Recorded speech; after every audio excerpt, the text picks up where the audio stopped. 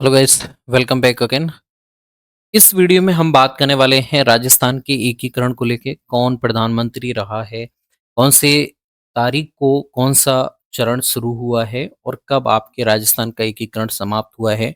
इसके अलावा कुछ विविध घटनाएं जो हुई हैं उनको लेके भी डिस्कस करेंगे। ये टॉपिक देखिए, आप कोई सा भी कंपटीशन का एग्जाम दे रहे हो राजस्थान में, अगर राजस्थान जी के आ रही है तो प्रजामंडल गठन से संबंधित क्वेश्चन बहुत पूछे जाते हैं, तो उसको लेकर डिस्कस करेंगे। तो सबसे पहले आपको पता होना चाहिए कि हमें जो चीज़ें ध्यान रखनी है वो मैं आपको बताता हूँ। देखिए, एक तो आपको पता होना चाहिए चरण। तो यहाँ पे देखिए 7 चरण हैं।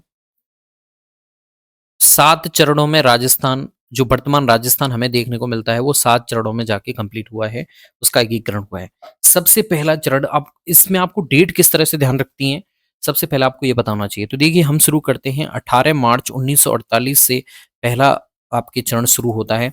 दूसरा चरण होता है बच्चों 25 मार्च, 7 दिन बाद दूसरा चरण कंप्लीट हो जाता है। फिर तीसरा चरण होता है 18 अप्रैल, अप्रैल में जाके, लेकिन सन वही रहती है 1948 ही, ठीक है। तो 1948 में 3 चरण कंप्लीट होते हैं। फिर हम आ जाते हैं 1949। 1949 में 2 चरण पूरे होते हैं आपके, लेकिन डेट आपको ध्यान रखनी है 30 मार्च 1949, ठीक है।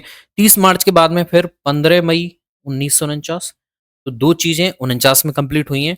फिर देखिए, जिस दिन हम हमारा संविधान लागू होता है, हमें पता है 26 जनवरी 1950 को हमारा संविधान लागू हुआ पूरे देश में। और 1 नवंबर 1956 को हमें वर्तमान जो राजस्थान देखने को मिलता है, हमें वो देखने को मिला। अब इनके नाम देखिए, नाम भी पता होना चाहिए। देखिए, 18 मार्च 1948 को जो था वो मत्स्य संघ इसका नाम था। और मत्स्य संघ यानी कि उत्तर पूर्व राजस्थान से एकीकरण की शुरुआत होती है और इसका नाम मत्स्य संघ रख दिया जाता है। अब किसने रखा था वो अलग पॉइंट है, वो हम अलग से डिस्कस करेंगे। बच्चों, सेकंड पॉइंट के ऊपर आते हैं। तो सेकंड पॉइंट का नाम होता है पूर्वी राजस्थान। तो हम ऐसे घूमते हुए चल रहे हैं, जैसे मान लीजिए ये राजस्थान का मैप है और ये जैसे मान लीजिए राजस्थान का मैप है। तो यहाँ से शुरू करते हैं हम, यहाँ पे मत्स्य संघ आ जाता है, फिर पूर्वी राजस्थान आता है, फिर दक्षिण राजस्थान वाला पोर्शन, फिर ये वाला बृहद राजस्थान। तो इस तरह से घूमते हुए आएंगे हम, ठीक है। तो पूर्वी राजस्थान आ जाता है थर्ड वाले में। फिर तीसरा आता है संयुक्त राजस्थान, जिसमें ऊपर के दोनों भाग चरण वाले जो एकीकरण हुए थे, मत्स्य संघ और पूर्वी राजस्थान, दोनों को सम्मिलित कर लिया जाता है, संयुक्त राजस्थान बना दिया जाता है। फिर उसके बाद में चौथा चरण में जब हम चलते हैं तो इसका नाम होता है बच्चों बृहद राजस्थान। अब देखिए, इस वाली एकीकरण में चौथे चरण में ज्यादातर आपके जयपुर,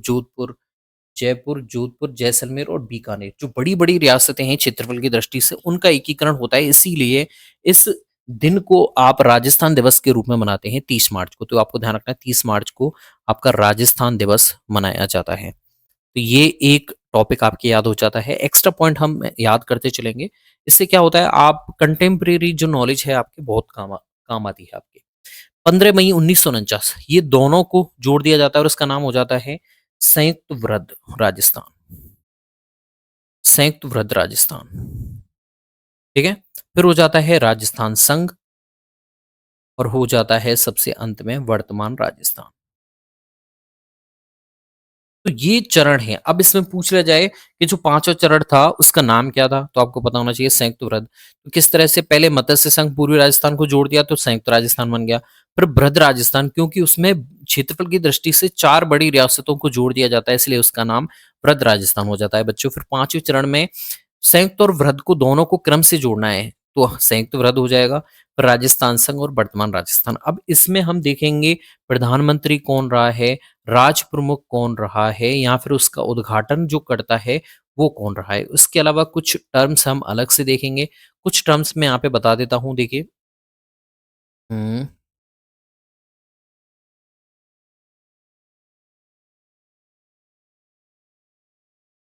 ओके।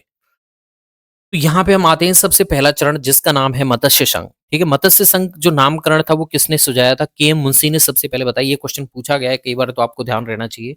अब देखिए, उद्घाटनकर्ता, अब इसके नाम पता होने चाहिए आपको। उद्घाटनकर्ता की मैं आपको ट्रिक बता देता हूँ। गौड़गिल, गौड़गिल चाचा पटेल। अभी क्रम से ध्यान रखना है आपको। मैं इधर लिख देता हूँ लाइन से, 1 2 3 4 5 6 7, 7 चरण हो गए। तो 4 चरणों में आपके उद्घाटनकर्ता देखने को मिलते हैं। तो प्रथम चरण में मत्स्य संघ का जो उद्घाटन किया था वो किया था गौड़गिल ने। दूसरा पूर्वी राजस्थान संघ, उसका उद्घाटन भी गौड़गिल ने ही किया है। फिर थर्ड चाचा नेहरू के द्वारा और चौथा आपके पटेल जी के द्वारा उद्घाटन किया गया है। तो गौड़गिल, गौड़गिल, चाचा, पटेल। अब हम आ जाते हैं प्रधानमंत्री, जिसे बाद में प्रधानमंत्री को मुख्यमंत्री शब्द में चेंज कर दिया गया। तो इसकी भी ट्रिक है, आपको ध्यान रखना है, SGMH। ठीक है, ये ट्रिक याद कर लेनी है। एस से है आपके शोभाराम कुमावत, जैसा कि यहाँ पे आप देख रहे हो। दूसरे चरण में आपके जी से है गोकुल सिंह ओशावा, सापुरा भीलवाड़ा के हैं। एम से माणिकलाल वर्मा, मेवाड़ के गांधी जिन्हें कहते हैं, उदयपुर से हैं। एच हीरालाल शास्त्री, जयपुर के। और फिर उसके बाद में यहाँ पे भी हीरालाल शास्त्री आएगा और इधर भी हीरालाल शास्त्री, और सबसे अंत में आपके आ जाते हैं मोहनलाल सुखाड़िया। क्योंकि अब की बार आपके प्रधानमंत्री शब्द को समाप्त कर दिया जाता है और मुख्यमंत्री शब्द शुरू कर दिया जाता है। मोहनलाल सुखाड़िया राजस्थान के सर्वाधिक समय तक सीएम बनाने का भी इनके ऊपर क्या है, इनका क्वेश्चन पूछा जाता है। राजस्थान में सर्वाधिक समय तक जो सीएम रहे हैं वो मोहनलाल सुखाड़िया, आधुनिक राजस्थान के निर्माणकर्ता भी इन्हें कहा जाता है। तो इसके अलावा कुछ जो चीजें पूछी जाती हैं, इसमें रियासतें कौन कौन सी शामिल हुई। इसके अलावा देखिए राजधानी, राजधानी भी आपको ध्यान रखनी है। जो पहली जो मत्स्य संघ की राजधानी थी वो अलवर थी। फिर दूसरे संघ की राजधानी कोटा, फिर उसके बाद में उदयपुर, और सबसे लास्ट वालियों के सबके जयपुर होते चले जाते हैं। जयपुर, जयपुर, जयपुर। ठीक है, अब हम देखते हैं मत्स्य संघ। मत्स्य संघ 18 मार्च 1948 को इसकी स्थापना होती है। इसमें 4 रियासतें होती हैं और एक ठिकाना अलवर का, जिसका नाम है नीमराणा। उस टाइम पे देखिए 3 ठिकाने थे, आपको ध्यान रखना, चाहो तो लिख लेना कहीं। 3 ठिकाने थे जो हम पढ़ेंगे यहाँ पे, मैं लिख देता हूँ यहाँ पे। 3 ठिकाने थे बच्चों। एक तो टोंक में था, एक बांसवाड़ा में था और एक अलवर में था। अलवर में था, उसका नाम था नीमराणा, जो हम पहले चरण में देख लेंगे। दूसरे चरण में हम देखेंगे बांसवाड़ा में कुशलगढ़ नाम का एक ठिकाना, और लावा जो ठिकाना था वो टोंक में था। ये 3 ठिकाने थे उस टाइम पे। 19 रियासतें थी, जो हम यहाँ पे सारी रियासतें देख लेंगे, और एक केंद्र शासित प्रदेश था जो है आपके अजमेर मेरवाड़ा। ठीक है, इतनी बेसिक जानकारी हो जाने के बाद में हम आगे बढ़ते हैं, और इसमें सबसे पहले हम देखते हैं मत्स्य संघ के जो प्रधानमंत्री थे, जो मैंने ट्रिक बता दी है आपको। एस यानी कि शोभाराम कुमावत, अलवर से हैं ये। फिर राज प्रमुख, राज प्रमुख की भी ट्रिक है, उदय भीम भूपाल मानसिंह। उदय भीम भूपाल मानसिंह। उसके बाद में राज प्रमुख लास्ट तक आपके कौन रहते हैं, मान सिंह जी रहते हैं। उसके बाद में राज प्रमुख का पद समाप्त कर दिया जाता है और यहाँ से राज्यपाल का पद प्रारंभ हो जाता है। ठीक है, गुरुमुख निहाल जी थे जो प्रथम राज्यपाल के रूप में जिन्होंने शपथ ली। ये आपको ध्यान रखना है। ठीक है, तो सबसे पहले हमें पता होना चाहिए, शोभाराम कुमावत जी हो गए, राज प्रमुख हो जाते हैं धौलपुर के। महाराजा उदयभान सिंह और राजधानी अलवर हो जाती है। मत्स्य संघ जो नामकरण सुझाया था के एम मुंशी ने बताया था, उद्घाटनकर्ता गौड़गिल। ठीक है, दूसरा चरण आ जाता है पूर्वी राजस्थान संघ। 25 मार्च 1948 को इसकी स्थापना होती है। इसमें कुशलगढ़ ठिकाना आता है, और इसमें रियासतें ये आती हैं प्रतापगढ़, कोटा, बूंदी, झालावाड़, डूंगरपुर, डूंगरपुर, शाहपुरा, टोंक, किशनगढ़। ठीक है, ये रियासतें आ जाती हैं आपके दक्षिण वाले भाग की, दक्षिण नहीं सॉरी, जो आपकी विंध्य कगार भूमि पे जो क्षेत्र है, जहाँ पे आपके हाड़ौती क्षेत्र आता है, थोड़ा बहुत दक्षिण की तरफ भी ये शिफ्ट होने लग जाता है। और यहाँ पे गोकुल सिंह ओसापा, शाहपुरा भीलवाड़ा के जो थे, वो उन्हें मुख्यमंत्री यहाँ पे बनाया जाता है, प्रधानमंत्री बनाया जाता है। राज प्रमुख महाराज भीम सिंह कोटा को बनाया जाता है। ठीक है, हाड़ा राजा थे कोटा में, और राजधानी कोटा ही रहती है। अब देखिए कोटा को जब यहाँ पे महाराज प्रमुख बना दिया जाता है, तो बूंदी के जो महाराज बहादुर सिंह जी थे वो नाराज हो जाते हैं। इस वजह से उन्हें उपराज प्रमुख यहाँ पे बनाना पड़ता है। तो कोटा बूंदी आपको ध्यान रखना है। दूसरे चरण में आपके हाड़ौती वाला भाग सम्मिलित हुआ था, और कुछ डूंगरपुर और प्रतापगढ़ वाला हुआ था। तो आपको ध्यान रखना है, बांसवाड़ा दक्षिणी और आपके दक्षिण पूरब वाला जो हिस्सा है वो यहाँ पे सम्मिलित हुआ है। तो आपको ध्यान रखना है कि यहाँ पे कोटा को प्रमुखता दी जाती है, इसलिए राज प्रमुख बना दिया जाता है, जबकि बूंदी के जो महाराज थे उन्हें उपराज प्रमुख बना दिया जाता है, जिनका नाम बहादुर सिंह जी था। उद्घाटनकर्ता सेम रहते हैं गौड़गिल। तीसरा चरण संयुक्त राजस्थान जिसे बोलते हैं, राजस्थान संघ में उदयपुर रियासत शामिल हो जाती है, यानी कि दोनों को शामिल करके यहाँ पे संयुक्त राजस्थान बना दिया जाता है, जिसमें उदयपुर रियासत शामिल हो जाती है। तो तीसरे में आप बोल सकते हैं उदयपुर रियासत सम्मिलित होती है, और यहाँ पे राज प्रमुख जो बनाया जाता है, प्रधानमंत्री, सबसे पहले मुख्यमंत्री देखें तो यहाँ पे माणिकलाल वर्मा उदयपुर के, जिन्हें मेवाड़ का गांधी कहते हैं, और राज प्रमुख बनाते हैं महाराणा भूपाल सिंह। तो उदय, भीम, भूपाल, मानसिंह, उसके बाद में मानसिंह ही चलते हैं राज प्रमुख। सबसे अंत में गुरुमुख निहाल जी आते हैं, तब राज्यपाल पद बना दिया जाता है इसे। अब यहाँ पे इसकी राजधानी उदयपुर है, और इसके उद्घाटनकर्ता देखिए वल्लभ भाई पटेल हैं खुद। एकीकृत, जिन्होंने सबसे इम्पोर्टेंट भूमिका अदा करी, वो यहाँ पे उद्घाटनकर्ता के रूप में आते हैं। और वरिष्ठ उपराज प्रमुख यहाँ पे कौन बनाए जाते हैं? भीम सिंह कोटा। ठीक है, तो यहाँ जो पहले थे राज प्रमुख, अब उन्हें यहाँ पे उपराज प्रमुख बना दिया जाता है। फिर उसके बाद में चौथा जो चरण है, जिसे आप बोलते हैं वृहद राजस्थान, इसमें देखिए संयुक्त राजस्थान में जयपुर, जोधपुर, जैसलमेर और बीकानेर रियासतें शामिल हो जाती हैं, जो बड़ी बड़ी रियासतें हैं, इसीलिए इसे वृहद राजस्थान बोलते हैं। और 30 मार्च को राजस्थान दिवस मनाया जाता है। और यहाँ पे देखिए मुख्यमंत्री हीरालाल शास्त्री जी को बनाया जाता है, और राज प्रमुख बनाया जाता है मान सिंह।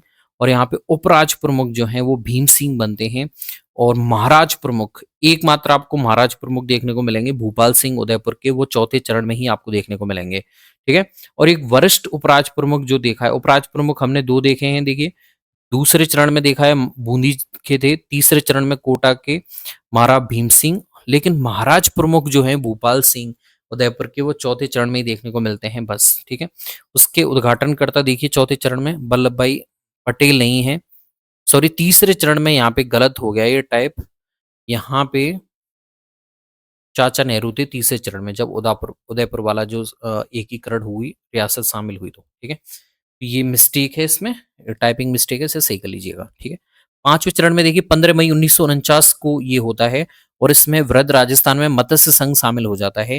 हीरालाल शास्त्री यहाँ पे मुख्यमंत्री रहते हैं, सवाई मानसिंह द्वितीय यहाँ पे आपके राज प्रमुख रहते हैं। और शंकर दयाल समिति की सिफारिश पर, ये पूछा जाता है कई बार क्वेश्चन, तो इनकी शंकर देव राय समिति, शंकर देव राय, ये दयाल नहीं है, उनकी समिति की सिफारिश पर मत्स्य संघ का वृहद राजस्थान में सम्मेलन कर लिया जाता है।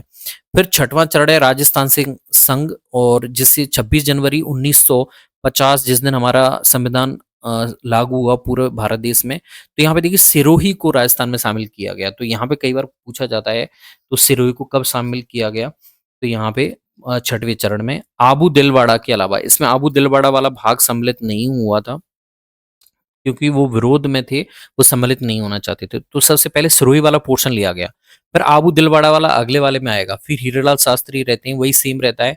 इस दिन भारत का संविधान लागू हुआ, और इस भौगोलिक क्षेत्र को संवैधानिक रूप से राजस्थान नाम मिला। तो सबसे पहले जो भौगोलिक रूप से संवैधानिक नाम कब मिला राजस्थान संघ को? तो छठवें चरण में। फिर सबसे लास्ट चरण आता है सातवां, जिसमें अजमेर, मेरवाड़ा, आबू दिलवाड़ा, मध्य प्रदेश के सोरंजी क्षेत्र का, मंदसौर जिले का सुनील टप्पा राजस्थान में शामिल हो जाता है।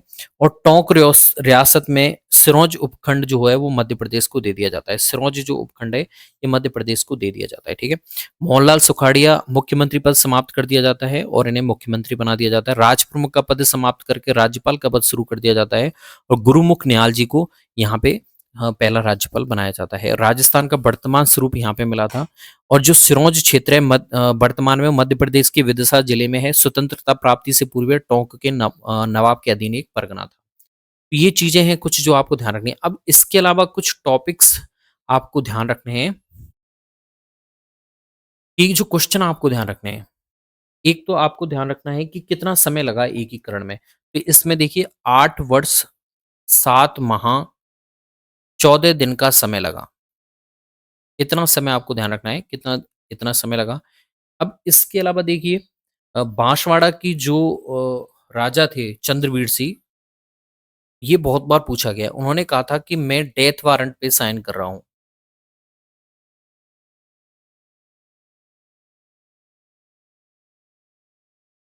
ये कई बार पूछा गया है कि कौन से राजा थे जो एकीकरण रियासतों के एकीकरण के दौरान उन्होंने कहा था कि मैं डेथ वारंट पर हस्ताक्षर कर रहा हूँ, क्योंकि उन्हें पता है उसके बाद में लोकतांत्रिक प्रथा शुरू होनी है, जनता ही शासन मुख्य रूप से शासन करता रहेगी। ठीक है, जनता के द्वारा चुना हुआ प्रतिनिधि ही वहां पे आपकी सरकार चलाएगा। तो सबसे पहले राजा इसके विरोध में थे, लेकिन सरदार वल्लभ भाई पटेल की देन की वजह से उन्हें शामिल कर लिया गया। शुरुआत में पीवी प्रेस के नाम से उन्हें हर्जाना दिया जाता था पूरे साल भर में 20 लाख तक का, जो बाद में 10 लाख कर दिया गया और फिर अंत में इसे खत्म कर दिया जाता है। तो कई ऐसे राजा थे जो शुरुआत में शामिल नहीं होना चाहते थे, कई पाकिस्तान में शामिल होना चाहते थे, तो उन्हें वहाँ पे पीवी प्रेस नाम से नजराना देने के लिए बताया गया कि आपको साल भर में इतने मुफ्त आपको 20 लाख रुपए दिए जाएँगे। पीवी पर्स प्रीवी पर्स जिसे बोलते हैं, प्रीवी पर्स ये बनाया गया। तो धीरे-धीरे सबको शामिल कर लिया गया। अब देखिए इसमें सबसे जो पुरानी र इ 1 नवंबर तक इसमें 26 जिले थे टोटल, 26 जिले इसमें मिल गए थे और आज के टाइम पे देखिए बाद में फिर 33 जिले हो जाते हैं। अब जो नए जिले बने हैं आपके 8 जिले और बन गए हैं और अब इस टाइम पे आपके 41 जिले हो गए हैं। शुरुआत में 50 जिले कर दिए गए थे लेकिन 9 जिलों को खत्म कर दिया गया है, 7 संभाग हैं, 41 जिले हैं। शुरुआत में आपके 10 संभाग कर दिए थे, लेकिन 3 संभाग को नष्ट कर मतलब खत्म कर दिया, अब 7 संभाग ही रह गए हैं। अब यहाँ पे देखिए सबसे जो पुरानी रियासत है, ऐसे क्वेश्चन पूछ ले जाते हैं, एकीकरण के समय सबसे पुरानी रियासत कौन-सी थी? सबसे नवीन रियासत कौन-सी थी? क्षेत्रफल की दृष्टि से सबसे बड़ी कौन-सी थी?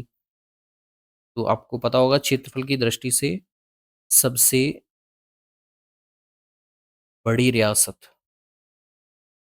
तो ऐसे क्वेश्चन पूछ ले जाते हैं। तो सबसे पुरानी रियासत मेवाड़ थी, सबसे नवीन रियासत आपकी झालावाड़ थी और क्षेत्रफल की दृष्टि से सबसे बड़ी जो रियासत मानी जाती है आपकी वो है जोधपुर, ठीक है? इसके अलावा अ, सबसे छोटी रियासत क्षेत्रफल की दृष्टि से शाहपुरा मानी जाती है, वो ध्यान रखने की ज़रूरत है नहीं।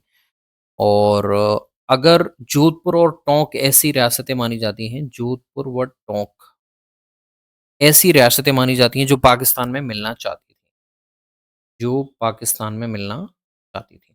ये क्वेश्चन है आपके इम्पोर्टेंट है।